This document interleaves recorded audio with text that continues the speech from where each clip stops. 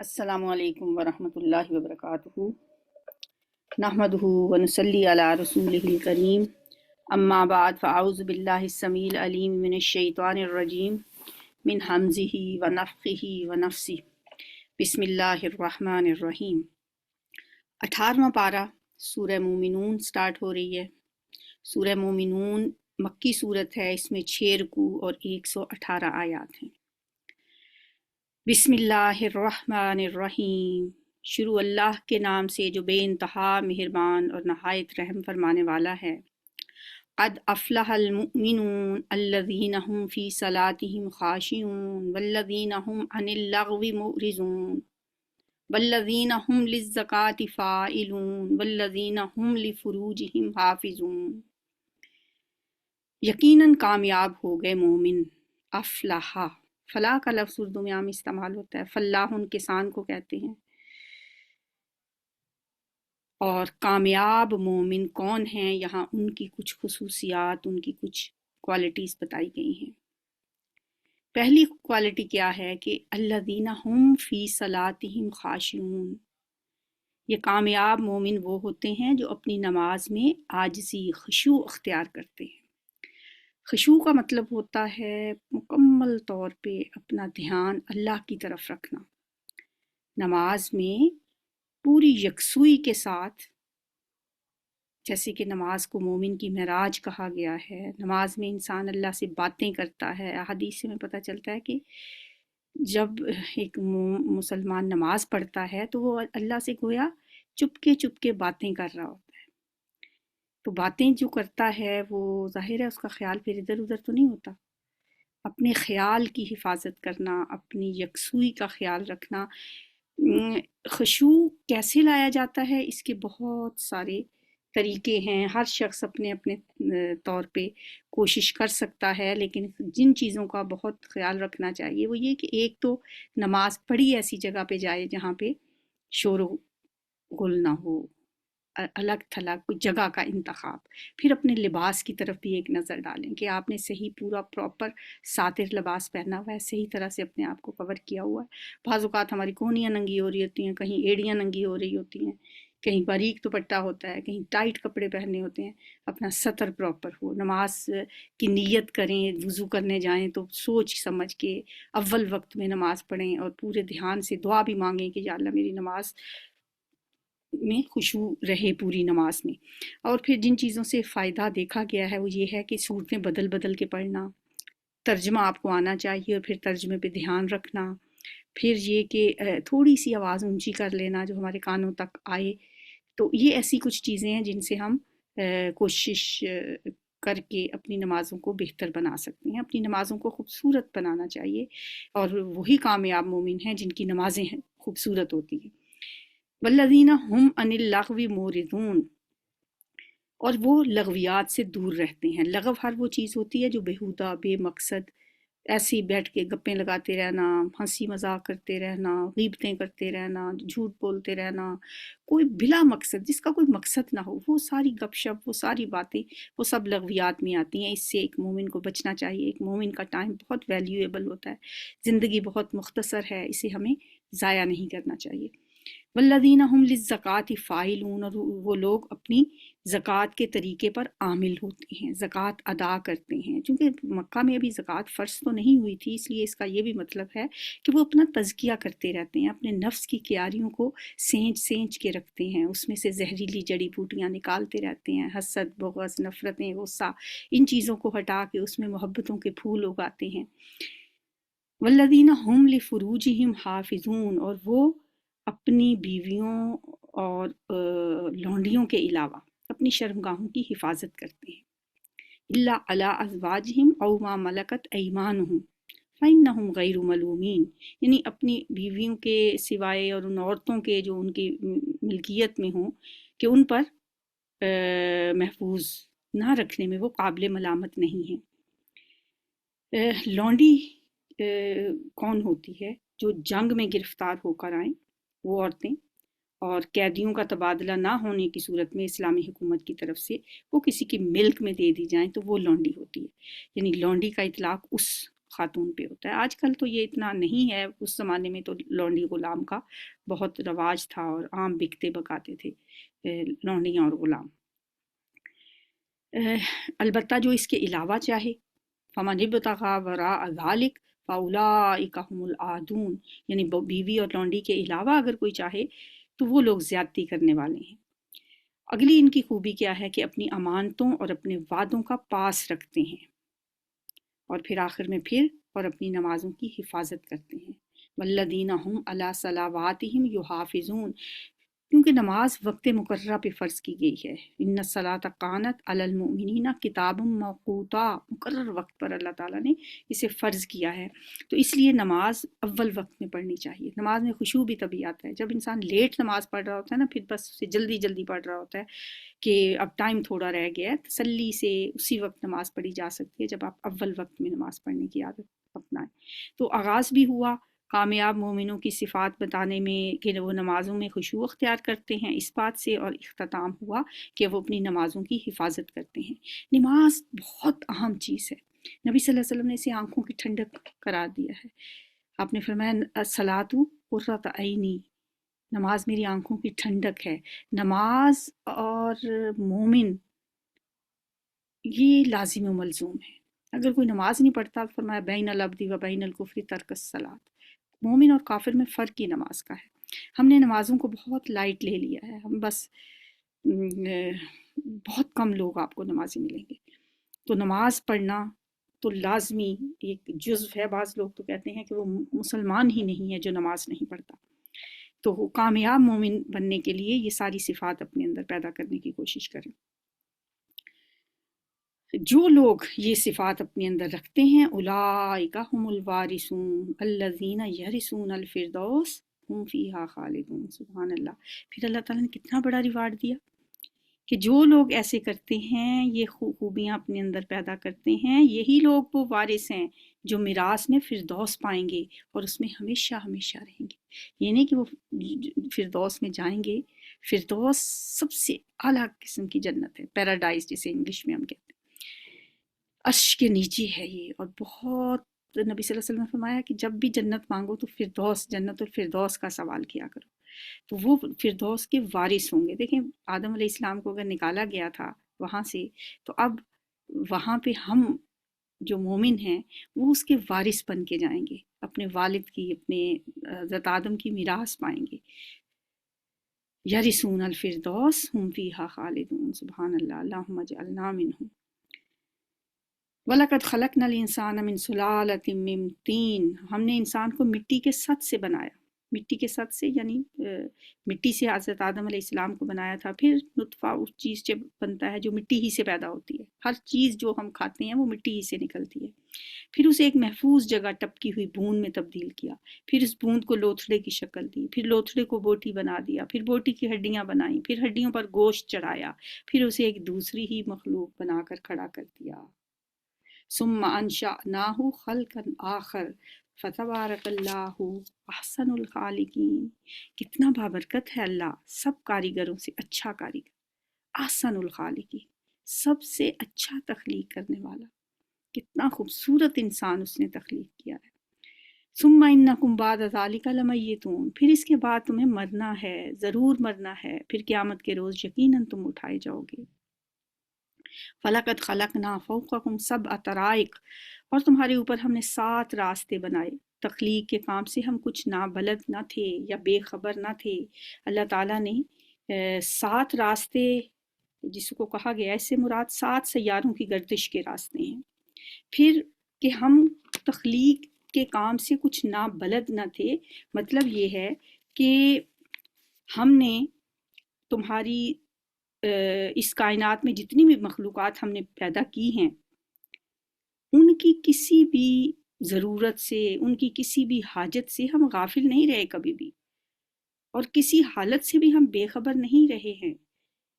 کسی چیز کو ہم نے اپنے منصوبے کے خلاف بننے اور چلنے نہیں دیا، اور کسی چیز کی فطری ضروریات فراہم کرنے میں ہم نے کبھی کوتاہی بھی نہیں کی ہے، اور ایک ایک ذرے اور پتے کی حالت سے ہم ہمیشہ باخبر رہے ہیں۔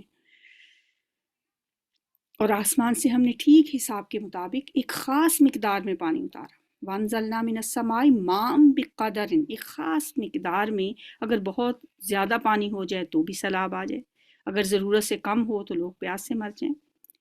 ہم بڑے اندازے سے پانی اتارتے ہیں، ہم اسے جس طرح چاہیں غائب بھی کر سکتے ہیں، جیسے ہم اتارتے ہیں فَاسْكَنَّاهُ فِي الْأَرْضِ وَإِنَّا عَلَىٰ ذَهَابٍ بِهِ لَقَادِرُونَ، ہم اسے واپس لے جانے پہ بھی قادر ہیں۔ بعض اوقات اچھے بھلے چلتے چلتے زمین میں بور کیے ہوئے ہوتے ہیں، موٹریں چل رہی ہوتی ہیں، اچانک سوتے خوش ہو جاتے ہیں، کہتے ہیں فلاں کا بور بند ہو گیا، دیکھتے ہی دیکھتے پانی غائب ہو جاتا ہے۔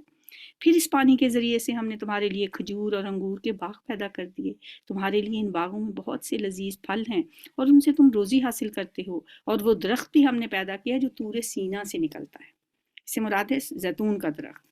طور سینا سے مراد یہ ہے کہ وہ جو بحر روم کے جو ارد گرد کا علاقہ ہے وہی اس کا اصل وطن ہے اس درخت کا، اور اسے بابرکت کہا گیا ہے۔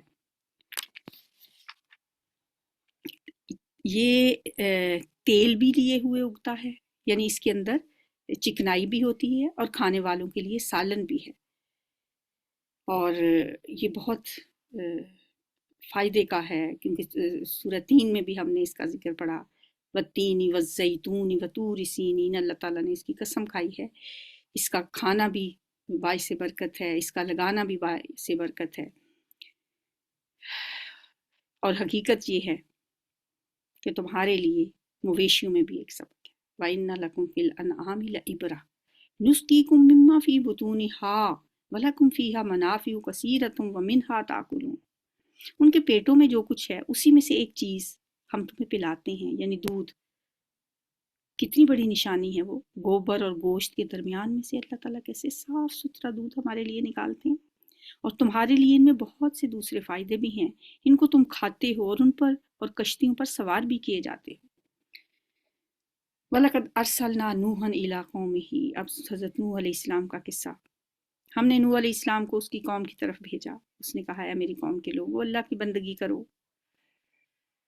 یا قوم اعبدوا اللہ ما لکم من الہ غیرہ، اس کے سوا تمہارے لیے کوئی معبود نہیں ہے، کیا تم ڈرتے نہیں ہو؟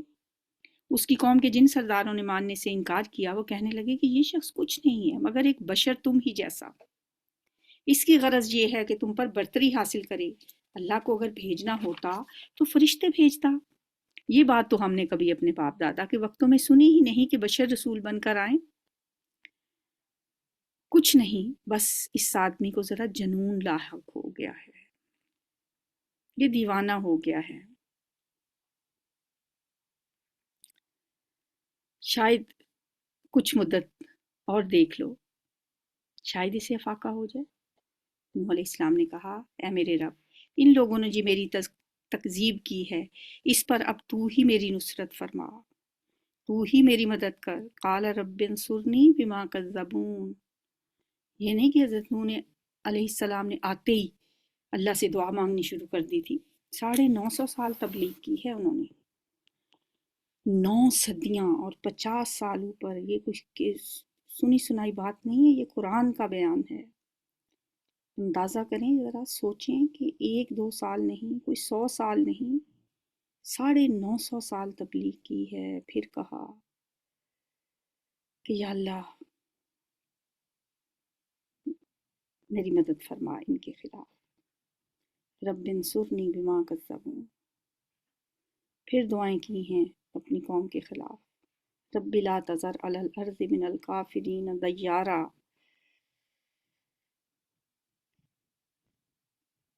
ہم نے اس پر وحی کی، فَأَوْحَيْنَا إِلَيْهِ أَنِ اصْنَعِ الْفُلْكَ بِأَعْيُنِنَا، یہ کہ ہماری نگرانی میں اور ہماری وحی کے مطابق کشتی تیار کرو، پھر جب ہمارا حکم آ جائے اور وہ تنور ابل پڑے تو ہر قسم کے جانوروں میں سے ایک ایک جوڑا لے کر اس میں سوار ہو جانا، اور اپنے اہل و عیال کو بھی ساتھ لے لو سوائے ان کے جن کے خلاف پہلے ہی فیصلہ ہو چکا ہے، اور ظالموں کے بارے میں مجھ سے کچھ نہ کہنا، پہلے ہی اللہ تعالیٰ نے فرما دیا، کیونکہ پتا تھا کہ ان کا بیٹا بھی ظالموں کے ساتھ ہے۔ وَلَا تُخَاطِبْنِي فِي الَّذِينَ ظَلَمُوا إِنَّهُمْ مُغْرَقُونَ، اب یہ غرق ہونے والے ہیں، پھر جب تو اپنے ساتھیوں سمیت کشتی پر سوار ہو جائے پھر کہنا شکر ہے اس اللہ کا جس نے ہمیں ظالم لوگوں سے نجات دی، اور کہنا پروردگار مجھے برکت والی جگہ اتار اور تو بہترین جگہ دینے والا ہے۔ وقل رب انزلنی منزلا مبارکا وانت خیر المنزلین، کیونکہ کشتی میں سوار ہونے کے بعد اب پتہ تو نہیں تھا کہ کس جگہ اترنا ہے، جا کوئی ٹھکانہ تو نہیں تھا۔ جب بھی انسان کہیں جاتا ہے تو اسے اپنا ڈیسٹینیشن پتہ ہوتا ہے کہ ہم نے کہاں جانا ہے، منزل کا پتہ ہوتا ہے، لیکن انہیں تو کچھ پتہ نہیں تھا۔ فرمایا دعا کرو اپنے رب سے کہ اے میرے رب مجھے برکت والی جگہ اتارنا اور تو بہترین جگہ دینے والا ہے۔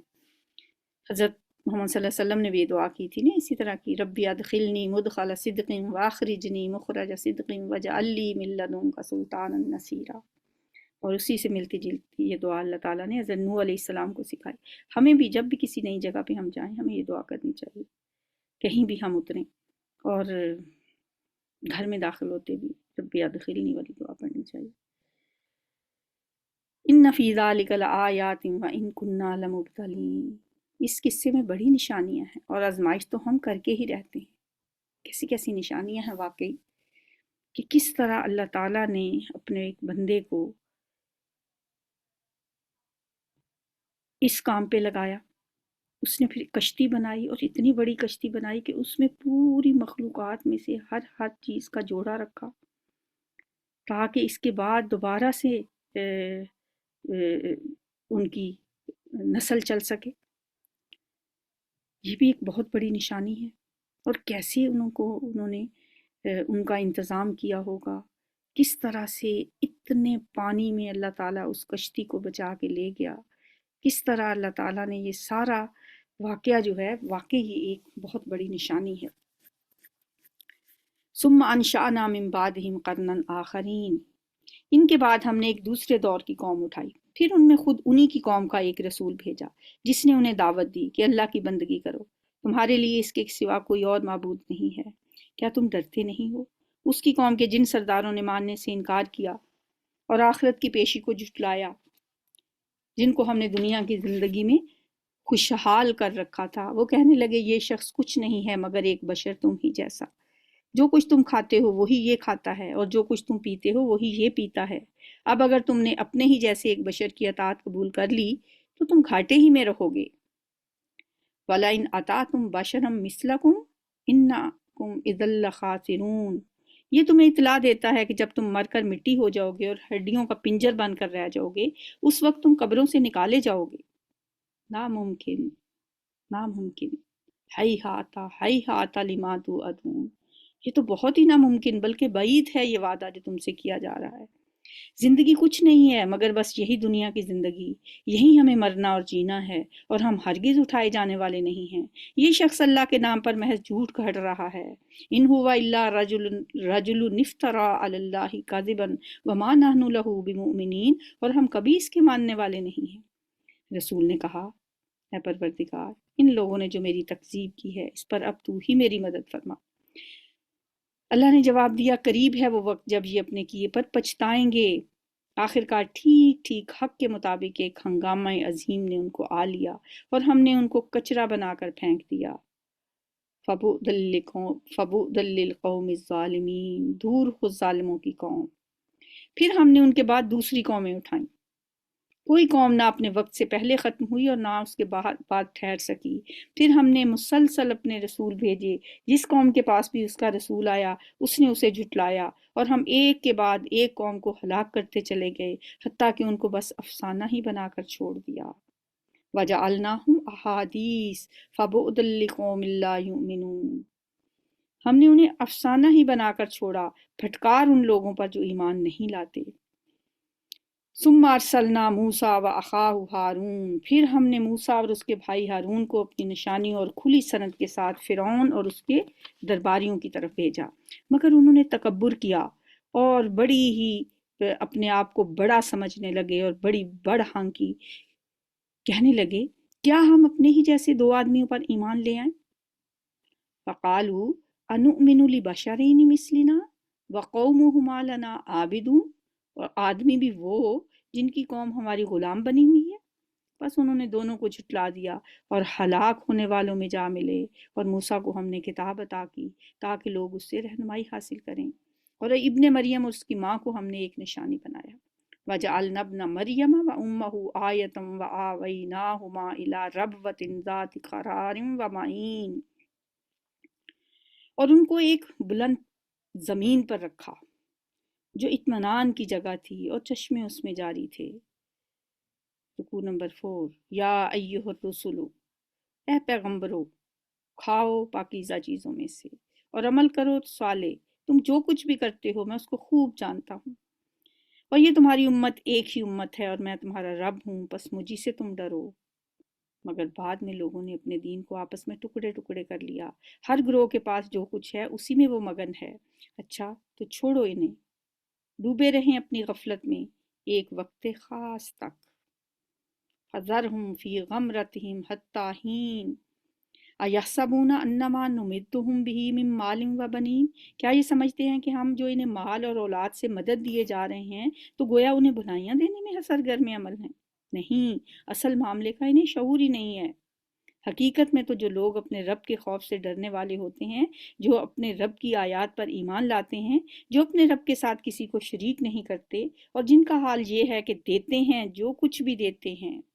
والذین یؤتون ما آتوا وقلوبہم وجلۃ، اور ان کے دل ڈرتے ہی رہتے ہیں، خرچ بھی کرتے ہیں اللہ کے راستے میں، اور ان کے دل اس خیال سے کانپتے رہتے ہیں کہ ہمیں اپنے رب کی طرف پلٹنا ہے۔ یہ آیت حضرت عائشہ صدیقہ نے ایک دفعہ نبی صلی اللہ علیہ وآلہ وسلم سے پوچھا کہ یا رسول اللہ، یہ کن لوگوں کی بات ہو رہی ہے کہ جو لوگ دیتے بھی ہیں اور ان کے دل ڈرتے رہتے ہیں؟ کیا یہ وہ لوگ ہیں جو گناہ گار ہیں، جو گناہوں کے مرتکب ہوتے ہیں پھر وہ ڈرتے رہتے ہیں؟ آپ نے فرمایا نہیں صدیق کی بیٹی، ایسا نہیں ہے، یہ وہ لوگ ہیں جو نمازیں پڑھتے ہیں، روزے رکھتے ہیں، جو نیکیاں بھی کرتے ہیں، لیکن وہ اس خطرے سے، اس اندیشے سے لرزتے رہتے ہیں کہ پتہ نہیں کہ اللہ قبول بھی کرے گا کہ نہیں، کیونکہ انہیں یہ ڈر لگا رہتا ہے کہ انہیں اپنے رب کی طرف پلٹنا ہے۔ اولئک یسارعون فی الخیرات وہم لہا سابقون، وہی بھلائیوں کی طرف دوڑنے والے اور سبقت کر کے انہیں پا لینے والے ہیں۔ وَلَا نُكَلِّفُ نَفْسًا إِلَّا وُسْعَهَا وَلَدَيْنَا كِتَابٌ يَنطِقُ بِالْحَقِّ وَهُمْ لَا يُظْلَمُونَ، ہم کسی شخص کو اس کی طاقت سے زیادہ تکلیف نہیں دیتے، اور ہمارے پاس ایک کتاب ہے جو ہر ایک کا حال ٹھیک ٹھیک بتا دینے والی ہے، یعنی ہر شخص کا نامہ اعمال جس میں اس کا سب کچھ کیا دھرا درج ہوگا، اور لوگوں پر ظلم بہرحال نہیں کیا جائے گا، مگر یہ لوگ اس معاملے سے بے خبر ہیں، اور ان کے اعمال بھی اس طریقے سے جس کا ابھی ذکر کیا گیا ہے مختلف ہیں۔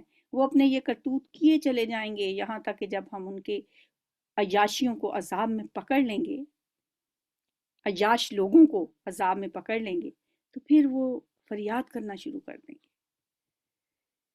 حتیٰ اذا اخذنا مترفیہم، عیاش لوگ، ان کے خوشحال لوگ جو ہیں، جب ہم ان کو پکڑ لیں گے، اذا ہم یجأرون، پھر وہ فریادیں کریں گے، ڈکرائیں گے، لا تجأروا اليوم، آج تم یہ اپنا فریاد اور اپنی فریادیں بند کرو، انکم منا لا تنصرون، ہماری طرف سے اب کوئی تمہیں مدد نہیں ملنے والی۔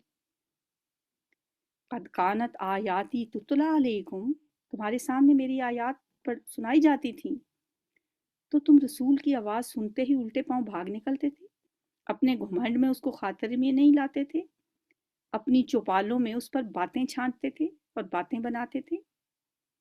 سامرن تہجرون افلم یدبروا القول ام جاءہم ما لم یأت آباءہم الاولین، تو کیا ان لوگوں نے کبھی اس کلام پر غور نہیں کیا، یا وہ کوئی ایسی بات لایا ہے جو کبھی ان کے بڑوں کے پاس آئی ہی نہیں تھی، یا یہ اپنے رسول سے کبھی کے واقف نہ تھے کہ کوئی انجانا آدمی ہونے کے باعث اس سے بدکتے ہوں، یا یہ اس بات کے قائل ہیں کہ وہ مجنون ہے۔ ام یقولون بہ جنہ بل جاءہم بالحق واکثرہم للحق کارہون، نہیں، بات یہ نہیں ہے، بلکہ وہ حق لایا ہے اور حق ہی ان کی اکثریت کو ناگوار ہے، اور حق اگر کہیں ان کی خواہشات کے پیچھے چلتا تو زمین اور آسمان ان کی ساری آبادی کا نظام دھرم برم ہو جاتا۔ نہیں، بلکہ ہم ان کا اپنا ہی ذکر ان کے پاس لائے ہیں، بل اتیناہم بذکرہم فہم عن ذکرہم معرضون، اور وہ اپنے ہی ذکر سے منہ موڑ رہے ہیں۔ یہ قرآن کیا ہے؟ ان کا اپنا ہی ذکر ہے نا۔ کیا تو ان سے کچھ مانگ رہا ہے؟ ام تسألہم خرجن، تیرے لیے تو تیرے رب کا دیا ہی بہتر ہے، اور وہ بہترین رازق ہے، تو ان کو سیدھے راستے کی طرف بلا رہا ہے۔ وَإِنَّكَ لَتَدْعُوهُمْ إِلَى صِرَاطٍ مُسْتَقِيمٍ وَإِنَّ الَّذِينَ لَا يُؤْمِنُونَ بِالْآخِرَةِ عَنِ الصِّرَاطِ لَنَاكِبُونَ، اگر ہم اور جو لوگ آخرت کو نہیں مانتے وہ راہ راست سے ہٹ کر چلنا چاہتے ہیں۔ وَلَوْ رَحِمْنَاهُمْ وَكَشَفْنَا مَا بِهِمْ مِنْ ضُرٍّ لَلَجُّوا فِي طُغْيَانِهِمْ يَعْمَهُونَ، اگر ہم ان پر رحم کریں اور وہ تکلیف جس میں آج کل یہ مبتلا ہیں دور کر دیں، یعنی وہ جو قحط پڑا ہوا تھا، تو یہ اپنی سرکشی میں بالکل ہی بہک جائیں گے۔ ان کا حال تو یہ ہے کہ ہم نے انہیں تکلیف میں مبتلا کیا، پھر بھی یہ اپنے رب کے آگے نہ جھکے اور نہ عاجزی اختیار کرتے ہیں۔ البتہ جب نوبت یہاں تک پہنچ جائے گی کہ ہم ان پر سخت عذاب کا دروازہ کھول دیں تو یکایک تم دیکھو گے کہ اس حالت میں یہ ہر خیر سے مایوس ہیں۔ وہ اللہ ہی تو ہے جس نے تمہیں سننے اور دیکھنے کی قوتیں دی ہیں اور سوچنے کو دل دیے ہیں، مگر تم لوگ کم ہی شکر گزار ہوتے ہو۔ جس نے تمہیں زمین میں پھیلایا اور اسی کی طرف تم سمیٹے جاؤ گے، وہی زندگی بخشتا ہے اور وہی موت دیتا ہے۔ رات دن کی گردش اسی کے قبضہ قدرت میں ہے، کیا تمہاری سمجھ میں یہ بات نہیں آتی؟ افلا تعقلون، مگر یہ لوگ وہی کچھ کہتے ہیں جو ان کے پہلے لوگ کہہ چکے ہیں۔ یہ کہتے ہیں کہ جب ہم مر کر مٹی ہو جائیں گے اور ہڈیوں کا پنجر بن کر رہ جائیں گے تو ہم کو پھر زندہ کر کے اٹھایا جائے گا۔ آئزا متنا و کننا ترابم و عظامن آئنا لمبعوثون، ہم نے بھی یہ وعدے بہت سنے ہیں اور ہم سے پہلے ہمارے باپ دادا بھی سنتے رہے ہیں، یہ محض پرانی کہانیاں ہیں۔ ان ھذا الا اساطیر الاولین، ان سے کہیے بتاؤ اگر تم جانتے ہو کہ یہ زمین اور اس کی ساری آبادی کس کی ہے؟ سیقولون للہ، یہ ضرور کہیں گے کہ اللہ کی۔ قل افلا تذکرون، کہو پھر تم ہوش میں کیوں نہیں آتے؟ ان سے پوچھو ساتوں آسمانوں اور عرش عظیم کا مالک کون ہے؟ سیقولون للہ، ضرور کہیں گے کہ اللہ ہی کا ہے۔ قل افلا تتقون،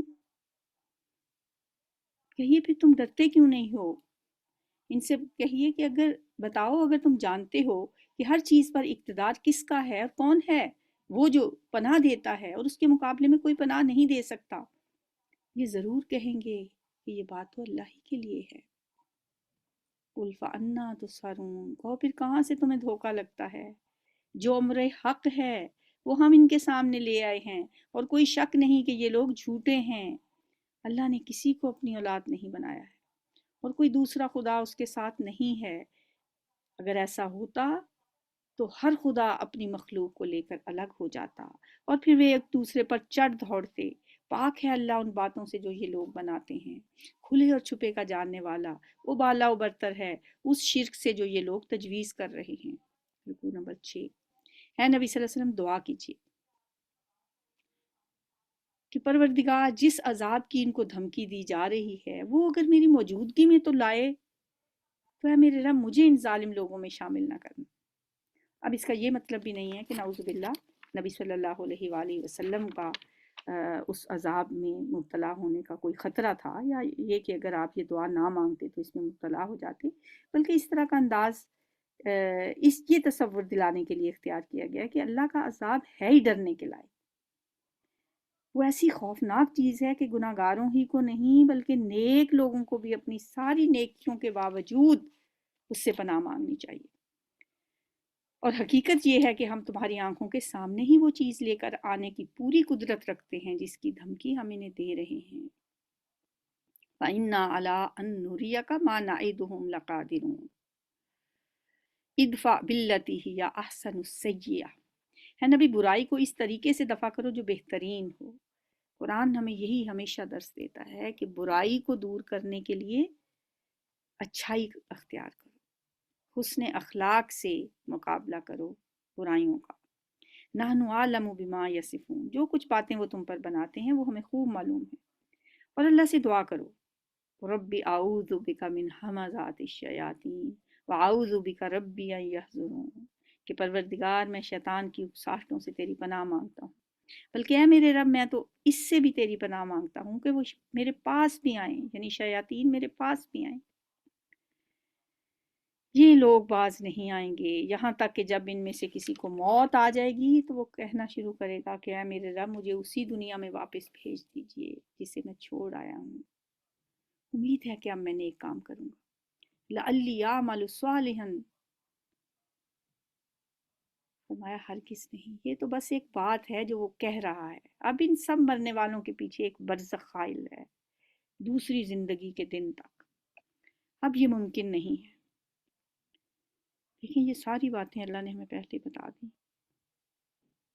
وہاں سے واپسی کسی کی نہیں، پھر حسرتیں ہی حسرتیں، پچھتاوے ہی پچھتاوے ہیں۔ اس زندگی میں ہم آنکھیں کیوں نہیں کھولتے؟ اس زندگی میں ہم اپنے آپ کو کیوں نہیں بدلتے؟ کیوں ہم اس دنیا کے پیچھے آنکھیں بند کر کے دوڑے چلے جا رہے ہیں؟ ہم اسے ہر ایک اگر اپنی اپنی زندگی کا جائزہ لے کہ میری ساری کاوشیں، میری ساری کوششیں، میری ساری محنتیں کس لیے ہو رہی ہیں؟ اس زندگی کے چند سالوں کو کامیاب بنانے کے لیے، اپنا وے آف لائف بہتر کرنے کے لیے، اس زندگی کو پرسکون بنانے کے لیے، اچھی جاب، اچھا گھر، اچھی گاڑی، دن رات ہم ایک ہی طرف چلے جا رہے ہیں۔ اور جو مقصد حیات ہے جس کے لیے اللہ نے ہمیں دنیا میں بھیجا ہے، لِيَبْلُوَكُمْ أَيُّكُمْ أَحْسَنُ عَمَلًا، اسے ہم بھولے ہوئے۔ جو کتاب اس نے دے کے بھیجی ہے اسے ہم نے غلافوں میں لپیٹ کے اوپر رکھا ہوا ہے، سال کے بعد رمضان میں کھولتے ہیں، اور جو ہی رمضان ختم ہوتا ہے پھر ہم بند کر کے رکھ دیتے ہیں۔ اس دفعہ جو ہم نے یہ قرآن سننا شروع کیا ہے، اپنے آپ سے عہد کر لیں کہ بس اب یہ بند نہیں ہوگا۔ ایک لسننگ کر لی، ایک دفعہ سن لیا میرے رب نے مجھ سے کیا کہا ہے، بس اب اس کتاب کو سمجھتے رہنا ہے، اس میں تدبر کرنا ہے، تفکر کرنا ہے، غور کرنا ہے، ایک ایک آیت آپ کو اپنے مقصد حیات کی طرف لے کے آئے گی۔ بس اس کتاب سے دوستی کر لیں، یہ کتاب جس ہاتھ میں ہوگی اس کا دوسرا سرا، کہتے ہیں نا، یہ کہ قرآن جو ہے یہ اللہ کی رسی ہے جس کا ایک سرا اللہ کے ہاتھ میں ہے اور ایک ہمارے ہاتھ میں ہے۔ اللہ ہمیں اس کے ساتھ جوڑے رکھے، اور ایسا نہ ہو کہ ہمیں خدا نخواستہ وہ وقت آئے کہ ہمیں یہ کہنا پڑے کہ اے رب، میرے رب مجھے دنیا میں واپس بھیج دے، لعلی اعمل صالحا فیما ترکت، جو میں چھوڑ آیا ہوں شاید کہ میں اچھے کام کرنے لگ جاؤں۔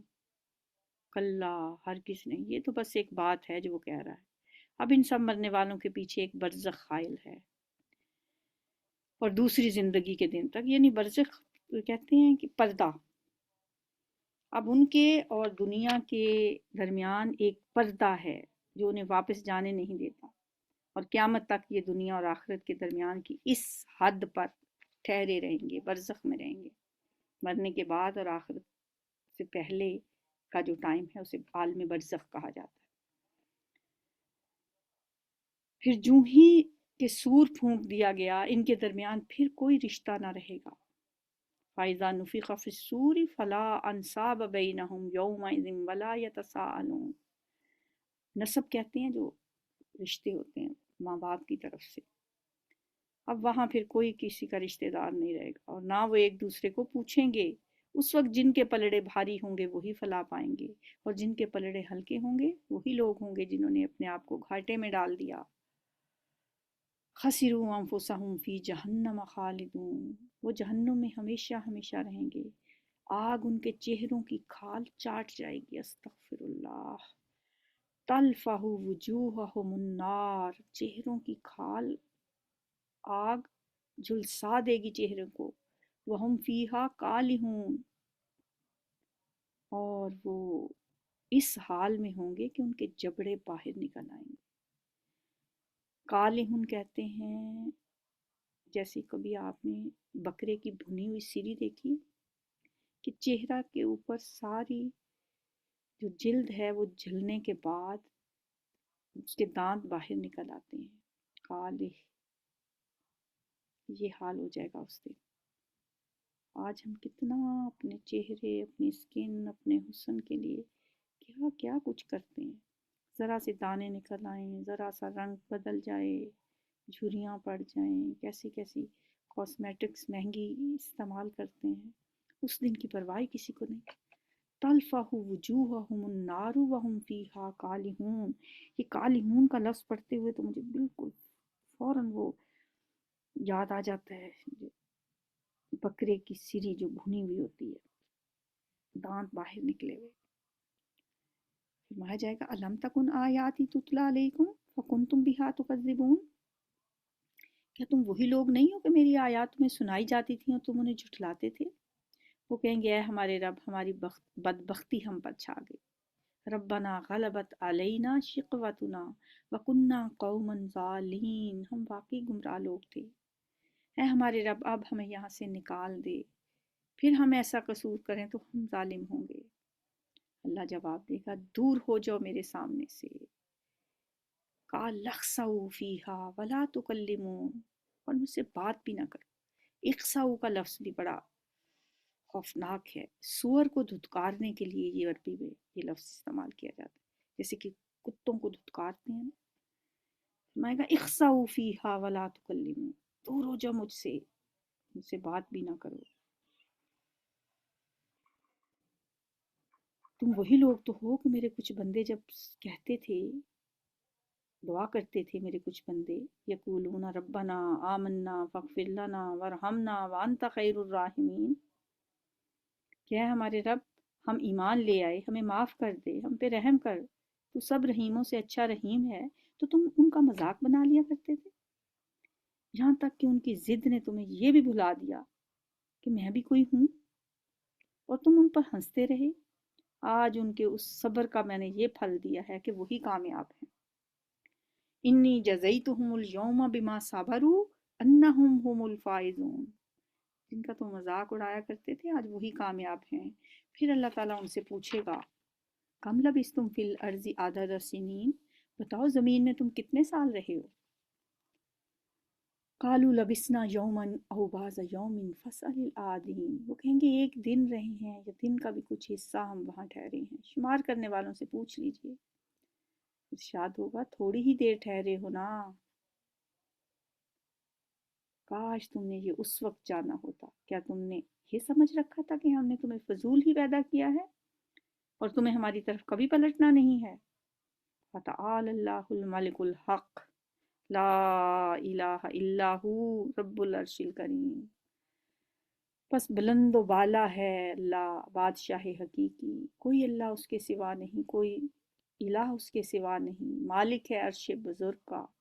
और जो कोई अल्लाह के साथ किसी और माबूद को पुकारे जिसके लिए उसके पास कोई दलील नहीं है, तो इसका हिसाब उसके रब के पास है।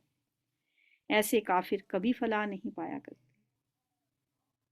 ऐ नबी सल्लल्लाहु अलैहि वसल्लम कहिए रब्बे गफिर वरहम व अंत खैरुर राहिमीन, ऐ मेरे रब दरगुजर फरमा और रहम कर, तू सब रहीमों से अच्छा रहीम है। बहुत प्यारी दुआ है, अल्लाह से माफ़ी मांगने के लिए, बख्शिश मांगने के लिए।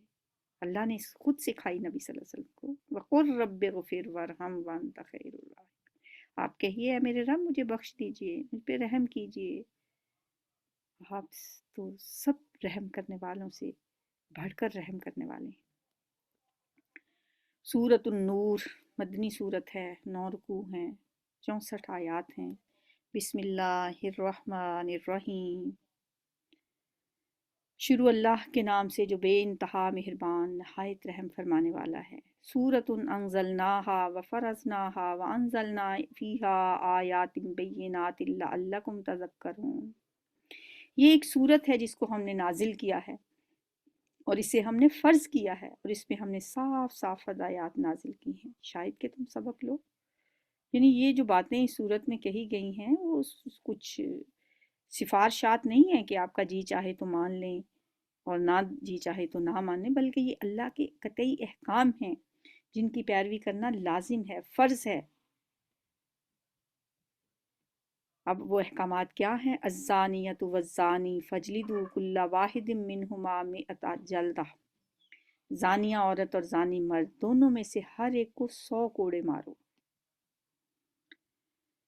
زنا کے متعلق جو شروع کا حکم تھا وہ تو سورہ نساء کی آیت 15 میں گزر چکا ہے۔ اب اس کی جو قطعی سزا مقرر کی گئی ہے وہ یہ ہے، یہ سزا اس صورت کے لیے جبکہ زانی مرد غیر شادی شدہ ہو یا عورت بھی۔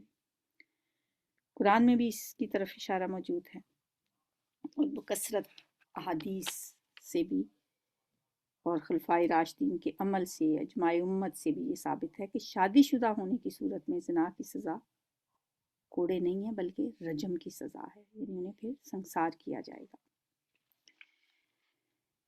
اور ان پر ترس کھانے کا جذبہ اللہ کے دین کے معاملے میں تمہیں دامن گیر نہ ہو، یعنی کوئی ترس نہیں ان پہ پھر کھانا، اگر تم اللہ اور روز آخرت پر ایمان رکھتے ہو۔ اور ان کو سزا دیتے وقت اہل ایمان کا ایک گروہ موجود ہو، یعنی یہ سزا انہیں سر عام دی جائے گی تاکہ دوسرے لوگوں کو عبرت ہو اور مسلم معاشرے میں یہ گناہ مزید نہ پھیلے۔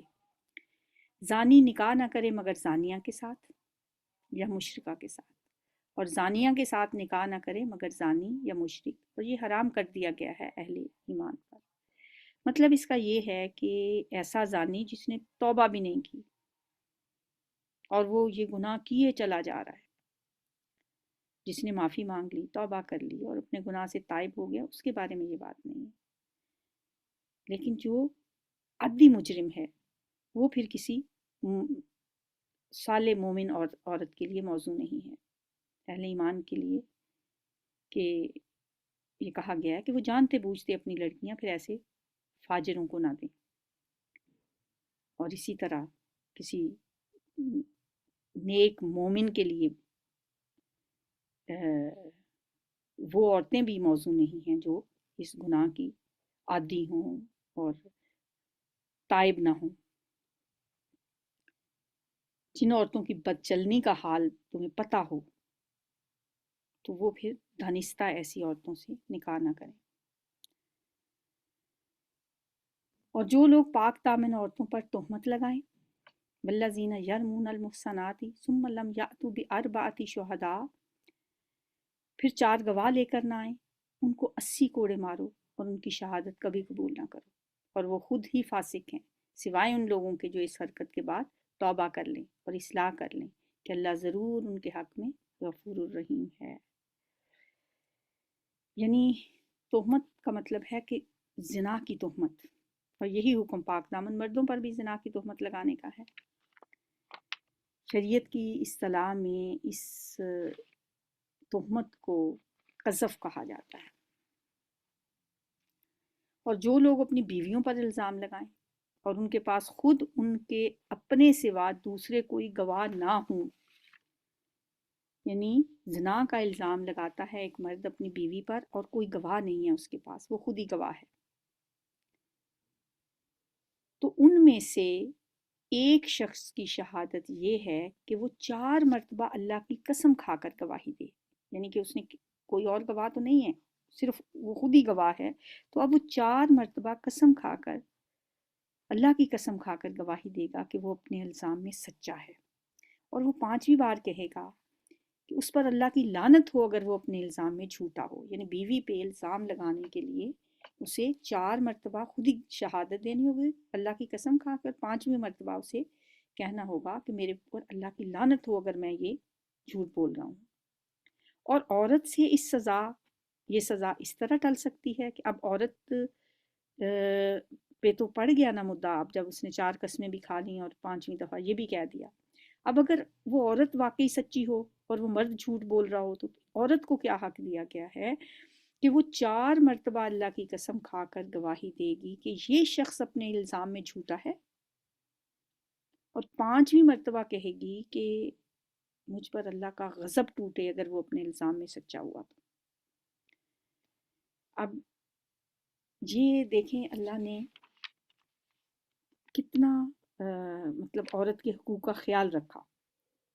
اسے لعان کہا جاتا ہے، مطلب مرد اگر یہ نہیں ہے کہ مرد قسمیں کھائے گا اور بس عورت پہ گناہ ثابت کر دے گا، عورت کو بھی اختیار دیا کہ اب وہ قسمیں کھائے گی۔ پھر اس طرح مرد بھی ڈریں گے کہ بھئی میری قسم، اگر میں جھوٹی قسم کھاؤں گا تو عورت اٹھ کے قسم کھا لے گی، لیکن اگر وہ سچا ہوگا تو عورت بھی ڈرے گی جھوٹی قسم کھانے سے۔ اس کو شریعت کی اصطلاح میں لعان کہا جاتا ہے۔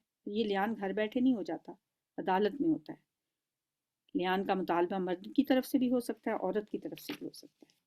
الزام لگانے کے بعد لعان سے اگر مرد بچے یا عورت قسمیں کھانے سے بچے یعنی اجتناب کرے تو اس کی سزا پھر قید ہے۔ تم لوگوں پر اللہ کا فضل اور اس کا رحم نہ ہوتا، ولولا فضل اللہ علیکم ورحمتہ وان اللہ تواب حکیم، اور یہ بات نہ ہوتی کہ اللہ بڑا توبہ قبول کرنے والا اور حکیم ہے، تو بیویوں پر الزام کا معاملہ تمہیں بڑی پیچیدگی میں ڈال سکتا تھا۔ رکو نمبر 8، ان الذین جاؤوا بالافک عصبۃ منکم لا تحسبوه شرا لکم بل هو خیر لکم، جو لوگ یہ بہتان گھڑ لائے ہیں وہ تمہارے ہی اندر کا ایک گروہ ہے، اس واقعے کو اپنے حق میں شر نہ سمجھو بلکہ یہ بھی تمہارے لیے خیر ہی ہے۔ یہ جو واقعہ ہے جس کی طرف یہاں اس سائٹ میں اشارہ دیا گیا ہے، یہ واقعہ یہاں سے لے کر آیت نمبر 26 تک واقعہ افک کہلاتا ہے، جس میں منافقین نے حضرت عائشہ پر نعوذ باللہ تہمت لگائی تھی، اور اس کا اتنا چرچا کیا تھا کہ بعض مسلمان بھی اس میں مبتلا ہو گئے تھے۔ اللہ تعالیٰ فرما رہے ہیں کہ تم گھبراؤ نہیں، منافقین نے اپنی طور پہ تو یہ بڑے زور کا وار تم پہ کیا ہے، مگر یہ انہی پہ الٹا پڑے گا اور تمہارے لیے اس میں کئی فائدے ہوں گے۔ اور واقعی ان میں پھر دیکھیں کہ حضرت عائشہ کے لیے اللہ تعالیٰ نے قرآن میں آیتیں اتار دیں جو ہمیشہ کے لیے ان کے لیے ایک بہت مرتبے اور اعزاز کی بات تھی کہ اللہ تعالیٰ نے قرآن میں ان کی برات میں آیات نازل کی۔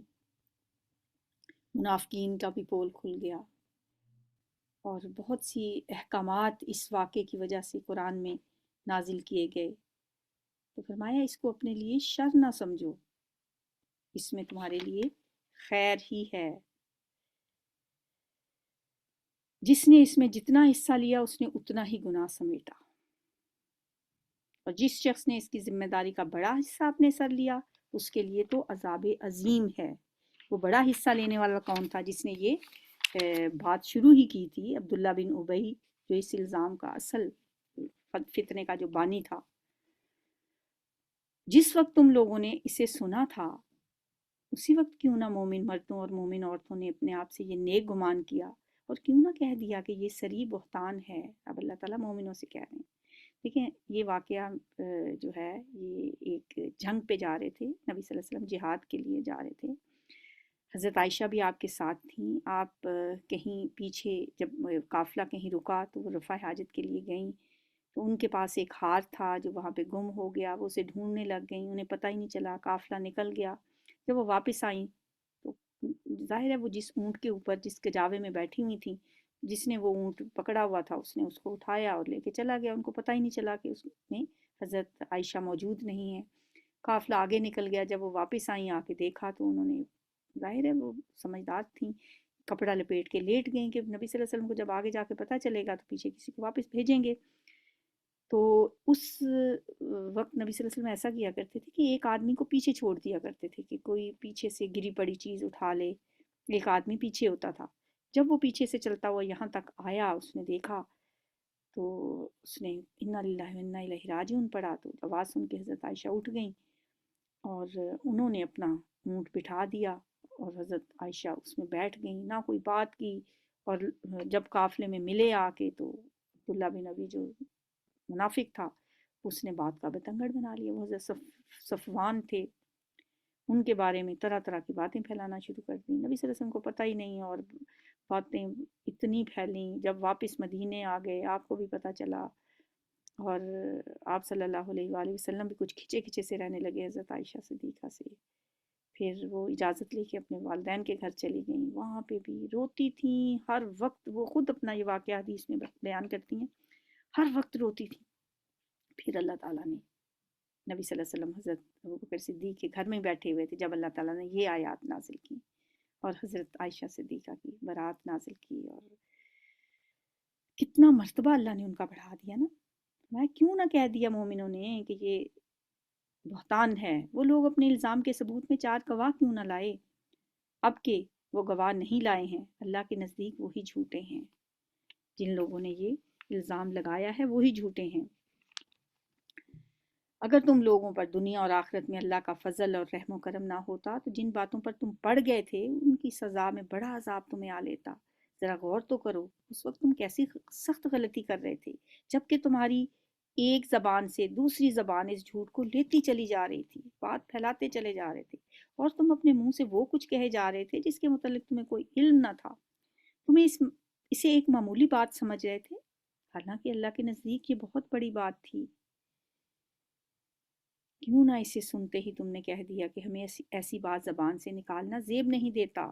ولولا اذ سمعتموہ قلتم ما یکون لنا ان نتکلم بہذا سبحانک ھذا بہتان عظیم. سبحان اللہ، یہ تو ایک بہتان عظیم ہے.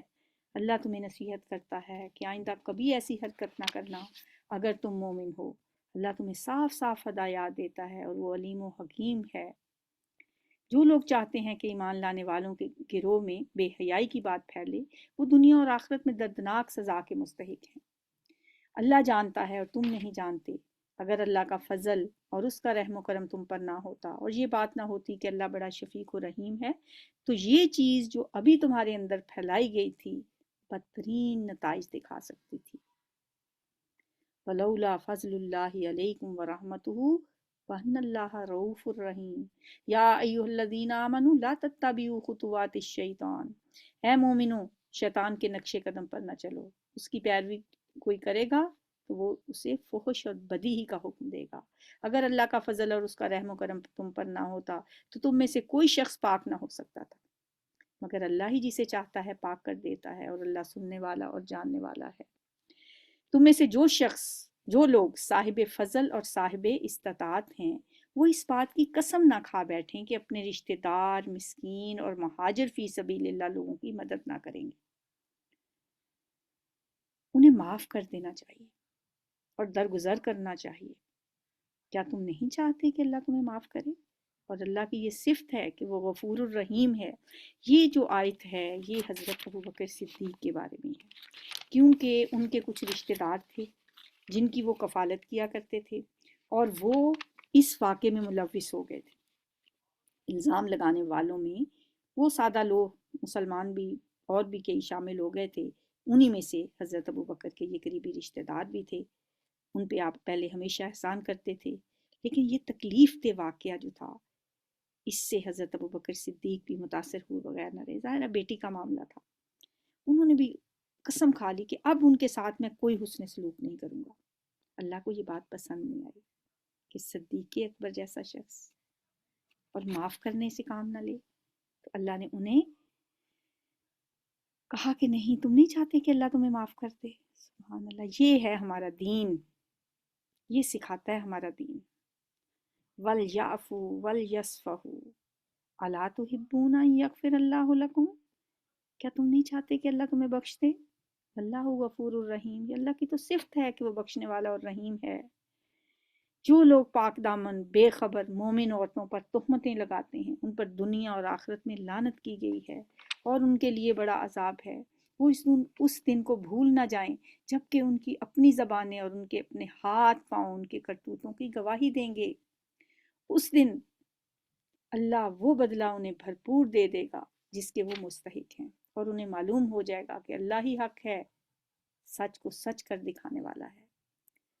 الخبیثات للخبیثین والخبیثون للخبیثات. خبیث عورتیں خبیث مردوں کے لیے ہیں اور خبیث مرد خبیث عورتوں کے لیے، پاکیزہ عورتیں پاکیزہ مردوں کے لیے ہیں اور پاکیزہ مرد پاکیزہ عورتوں کے لیے ہیں۔ ان کا دامن پاک ہے ان باتوں سے جو بنانے والے بناتے ہیں، ان کے لیے مغفرت ہے اور رزق کریم ہے۔ رکوع نمبر 10، یا ایھا الذین آمنو، اب یہاں سے رکوع نمبر 10 شروع ہوتا ہے، یہاں آیت نمبر 26 تک یہ سب آیات اللہ تعالیٰ نے حضرت عائشہ صدیقہ کی برات میں نازل کی ہیں۔ سبحان اللہ، کیا مرتبہ ان کا بلند ہوا۔ لیکن ہر انما العسر یسرا، ہر تنگی کے بعد آسانی ہے۔ انہوں نے کتنی اذیت اٹھائی اس واقعے سے، کتنا دکھی ہوئیں، کتنا روئیں، لیکن اللہ نے پھر اس کے بعد ساری باتوں کو برابر کر دیا، سب کچھ کمپنسیٹ کر دیا۔ ہمیشہ قیامت تک کے لیے یہ آیات پڑھی جاتی ہیں۔ اے ایمان والو، اپنے گھروں کے سوا دوسرے گھروں میں داخل نہ ہوا کرو۔ احکام ہے نا، سورۃ نور کے شروع میں ہم نے پڑھا کہ اس میں کچھ احکام ہیں جو فرض ہیں جن پہ عمل کرنا، اب یہ ایک اور حکم ہے۔ دوسرے گھروں میں داخل نہ ہوا کرو جب تک کہ گھر والوں کی رضامندی نہ لے لو اور گھر والوں پر سلام نہ بھیج لو۔ یہ نہیں کہ بس منہ اٹھائے کسی کے گھر میں جا کے اندر گھس گئے۔ یہ طریقہ تمہارے لیے بہتر ہے، توقع ہے کہ تم اس کا خیال رکھو گے۔ پھر اگر وہاں کسی کو نہ پاؤ تو داخل نہ ہو جب تک کہ تم کو اجازت نہ دے دی جائے، اور اگر تم سے کہا جائے کہ واپس چلے جاؤ تو واپس چلے جایا کرو۔ ناراض ہونے کی ضرورت نہیں ہے۔ آپ نے فون کیا آج کل تو خیر ہم پہلے سے ہی لے لیتے ہیں، اگر کوئی کہے نہیں جی آج میں ذرا بیزی ہوں، میں کہیں ادھر ادھر ہوں، تو ناراض ہونے کی ضرورت نہیں ہے۔ یہ تمہارے لیے زیادہ پاکیزہ طریقہ ہے، اور جو کچھ تم کرتے ہو اللہ اسے خوب جانتا ہے۔ البتہ تمہارے لیے اس میں کوئی حرج نہیں ہے کہ ایسے گھروں میں داخل ہو جاؤ جو کسی کے رہنے کی جگہ نہ ہو اور جن میں تمہارے فائدے یا کام کی کوئی چیز ہو۔ تم جو کچھ ظاہر کرتے ہو، جو کچھ چھپاتے ہو، سب کی اللہ کو خبر ہے۔ مگر کوئی ایسا جیسے کوئی گھر ہو، جیسے کمبائن کوئی گھر کسی نے لیا ہوا ہوتا ہے، اس کی چابیاں لے کے آپ وہاں چلے جائیں تو وہ جائز ہے۔ اے نبی صلی اللہ علیہ وآلہ وسلم، مومن مردوں سے کہو کہ اپنی نظریں بچا کر رکھیں۔ غض بصر کا حکم، قل للمؤمنین یغضوا من ابصارہم، پہلے مردوں کو حکم دیا گیا کہ تم اپنی نگاہیں نیچی رکھو اور اپنی شرمگاہوں کی حفاظت کرو۔ یہ ان کے لیے زیادہ پاکیزہ طریقہ ہے، جو کچھ وہ کرتے ہیں اللہ اس سے باخبر ہے۔ اور اے نبی صلی اللہ علیہ وسلم، مومن عورتوں سے بھی کہہ دو کہ اپنی نظریں بچا کر رکھیں۔ پھر ساتھ ہی عورتوں کو بھی حکم دیا یغضضن من ابصارہن، اور اپنی شرمگاہوں کی حفاظت کریں اور اپنا بناؤ سنگار نہ کریں۔ مردوں کو تو اتنا ہی حکم تھا نا کہ نگاہ نیچی رکھیں، اب عورتوں کے لیے کچھ اور بھی احکام ہے۔ ایک تو اپنی نگاہ بھی نیچی رکھو، یہ نہیں کہ مرد تو عورتوں کی طرف نہ دیکھیں لیکن عورتیں مردوں کی طرف بے شک دیکھتی رہیں، یہ ہمیں نہیں پتہ اس بات کا۔ ہاں یہ ہے کہ مرد اپنی نگاہیں نیچی رکھیں، اس کا سب کو پتہ ہے، لیکن اللہ نے ساتھ ہی اگلی آیت میں کہا وَقُلْ لِلْمُؤْمِنَاتِ يَغْضُضْنَ مِنْ أَبْصَارِهِنَّ، عورتوں کو بھی چاہیے کہ اپنی نگاہیں بھی نیچی رکھیں۔ نمبر 2، اپنی شرمگاہوں کی حفاظت کریں۔ نمبر 3، اپنا بناؤ سنگار نہ دکھائیں، گھر میں بناؤ سنگار کریں اپنے شوہروں کے سامنے، باہر نہ کسی کو دکھائیں، بجز اس کے جو خود ظاہر ہو جائے۔ وہ کیا ہے جو خود ظاہر ہو جائے گا؟ وہ علماء کہتے ہیں اس میں ہاتھ آتے ہیں یا پاؤں آتے ہیں، تو خود بخود کو تو چادر سے ہاتھ، چادر ٹھیک کرنے کے لیے باہر نکل سکتا ہے، اور اپنے سینوں پر اپنی اوڑھنیوں کے آنچل ڈالے رہیں۔ 4، چوتھی بات کیا ہے؟ اپنے سینوں پر اپنے آنچل ڈالیں۔ آج کل ہم نے اور ہی طریقہ ایک نکال لیا ہے کہ بس ہم سر ڈھانپتے ہیں، اسکارف کو گردن کے گرد لپیٹ لیتے ہیں اور اس حکم کو بھول جاتے ہیں کہ اپنے سینوں پر اپنی اوڑھنیوں کے آنچل ڈالے رہیں۔ وَلْيَضْرِبْنَ بِخُمُرِهِنَّ عَلَى جُيُوبِهِنَّ، اپنی اوڑھنیوں کے آنچل اپنے سینوں پر ڈالیں۔ یا آپ دیکھیں گے ویسٹ میں کیا ہوتا ہے، مسلمان عورتیں سروں کے اوپر اسکارف لے لیتی ہیں، کوئی جیکٹ سی پہن لیتی ہیں اور سینوں کو کور نہیں کرتی۔ اور نمبر 5، وہ اپنا بناؤ سنگار ظاہر نہ کریں مگر ان لوگوں کے سامنے جو شوہر ہوں، باپ، شوہروں کے باپ، اپنے بیٹے، شوہروں کے بیٹے، بھائی، بھائیوں کے بیٹے، بہنوں کے بیٹے، اپنے میل جول کی عورتیں، اپنے لونڈی غلام، وہ زیر دست و خادم مرد جو کسی اور قسم کی غرض نہ رکھتے ہوں، بوڑھے، اور وہ بچے جو عورتوں کی پوشیدہ باتوں سے بھی واقف نہ ہوں، وہ اپنے پاؤں، اچھا یہ وہ محرم رشتے ہیں، اب ان میں بھی ہر ایک کے سامنے اپنی زینت ایک جیسی نہیں ظاہر کرنی، شوہروں کے سامنے اور طریقے سے جانا ہے، باپ کے سامنے اور طریقے سے، بھائیوں کے سامنے اور طریقے سے، اور اپنے پاؤں زمین پر مارتی ہوئی نہ چلا کریں۔ دیکھیں مردوں کو صرف کہا تھا نگاہ نیچی رکھو، اب عورتوں کو دیکھ لیں کتنے احکام دیے جا رہے ہیں۔ پاؤں زمین پر مارتی ہوئی نہ چلیں، ایڑی والی جوتی ٹک ٹک ٹک ٹک کرتی جا رہی ہیں، اس کی آواز دوسروں کے کانوں میں، غیر محرم مردوں کے کانوں میں جا رہی ہے، کہ اپنی جو زینت انہوں نے چھپا رکھی ہو اس کا لوگوں کو علم ہو جائے۔ اے مومنو تم سب مل کر اللہ سے توبہ کرو، توقع ہے کہ تم فلاح پاؤ گے۔ وَتُوبُوا إِلَى اللَّهِ جَمِيعًا أَيُّهَا الْمُؤْمِنُونَ لَعَلَّكُمْ تُفْلِحُونَ۔ تم میں سے جو لوگ غیر شادی شدہ ہوں اور تمہارے لونڈی غلاموں میں سے جو نیک ہوں ان کے نکاح کر دیا کرو۔ اب دیکھیں زنا سے منع کیا گیا، اب وہ ساری باتیں بتائی جا رہی ہیں جو کہ زنا کو روکنے میں معاون ثابت ہو رہی ہیں۔ پہلی بات کیا بتائی گئی کہ جو غیر شادی شدہ ہیں ان کے نکاح کر دیا کرو، اور تمہارے لونڈی غلاموں میں سے بھی جو نیک ہوں ان کے نکاح کر دو، پھر وہ غریب ہیں تو اللہ اپنے فضل سے انہیں غنی کر دے گا، نکاح کی برکت سے اللہ تعالیٰ انہیں غنی کر دے گا۔ اللہ بڑی وسعت والا اور علیم ہے۔ اور جو نکاح کا موقع نہ پائیں انہیں چاہیے کہ پاک دامنی اختیار کریں یہاں تک کہ اللہ اپنے فضل سے انہیں غنی کر دے۔ اور تمہارے غلاموں میں سے جو مکاتبت کی درخواست کریں ان سے مکاتبت کر لو۔ مکاتبت کیا ہوتا ہے کہ لکھ پڑھ کر لو، کہ ان سے آزادی کے لیے جو بھی معاملہ وہ آپ کے ساتھ طے کرنا چاہیں تو ان کے ساتھ وہ کر لو۔ اگر تمہیں معلوم ہو کہ ان کے اندر بھلائی ہے اور ان کو اس مال میں سے دو جو اللہ نے تمہیں دیا ہے، یعنی ان غلاموں کو ان پہ کچھ خرچ کرو، انہیں دو، ان کے نکاح کروا دو اور ان کو آزاد ہونے میں مدد کرو، کچھ تم کرو، کچھ اسٹیٹ کرے، کچھ دوسرے جو صاحب حیثیت مسلمان ہیں وہ کریں، اور اپنی لونڈیوں کو اپنے دنیاوی فائدوں کی خاطر بدکاری پر مجبور نہ کرو۔ اس زمانے میں ایسا ہوتا تھا، لوگ لونڈیوں سے مجبوراً بدکاری کرواتے تھے، پیسے کماتے تھے، جبکہ وہ خود پاک دامن رہنا چاہتی ہوں۔ اگر تم کرواؤ گے تو تم گناہ گار ہوگے، لیکن اگر وہ خود سے کریں گی تو پھر وہ خود گناہ گار ہوں گے، اور جو کوئی ان کو مجبور کرے تو اس جبر کے بعد اللہ ان کے لیے غفور الرحیم ہے۔ ہم نے صاف صاف ہدایت دینے والی آیات تمہارے پاس بھیج دی ہیں۔ وَلَقَدْ أَنزَلْنَا إِلَيْكُمْ آيَاتٍ مُبَيِّنَاتٍ وَمَثَلًا مِّنَ الَّذِينَ خَلَوْا مِن قَبْلِكُمْ وَمَوْعِظَةً لِّلْمُتَّقِينَ، اور ان قوموں کی عبرت ناک مثالیں بھی ہم تمہارے سامنے پیش کر چکے ہیں جو تم سے پہلے ہو گزری ہیں، اور وہ نصیحتیں ہم نے کر دی ہیں جو ڈرنے والوں کے لیے ہوتی ہیں۔ وَمَوْعِظَةً لِّلْمُتَّقِينَ۔ 10 رکوع ہو گئے ہیں۔ سبحانک اللہم و بحمدک، نشہد ان لا الہ الا انت، نستغفرک و نتوب الیک۔ السلام علیکم ورحمۃ اللہ۔